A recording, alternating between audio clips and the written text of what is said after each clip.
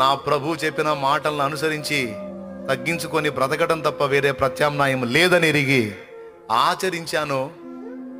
ఎన్నో రోజులు కాదు, కొన్ని నెలలు ఫాలో అయ్యాను. నా ఫ్యామిలీ మొత్తం బాప్తీసం పొందారు. ప్రభు చెప్పినట్టే ఉండాలి, అంతే. ప్రభువును ప్రేమించి, ప్రభువుని ఆరాధించి, ప్రభువుని ప్రార్థించి, ప్రభు చెప్పినట్టే నడుచుకోవాలి, ప్రభు చెప్పినట్టే ఓర్చుకోవాలి, ప్రభు చెప్పినట్టే క్షమించాలి, ప్రభు చెప్పినట్టే ప్రేమించాలి, ప్రభు చెప్పినట్టే త్యాగం చేయాలి. చేస్తా, చూస్తాను నా ఫ్యామిలీని. అప్పటికే గాయపడి ఉంది కుటుంబం.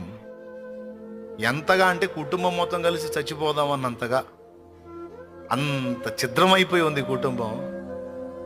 అలాంటి కుటుంబాన్ని గెలవడానికి, అనతి కాలంలో నెలలలోనే గెలవడానికి, మొత్తం రక్షణ పొందడానికి ఒక్కటే నా ప్రభు పరిశుద్ధాత్మ నాకు చెప్పింది, రే నీ ప్రవర్తన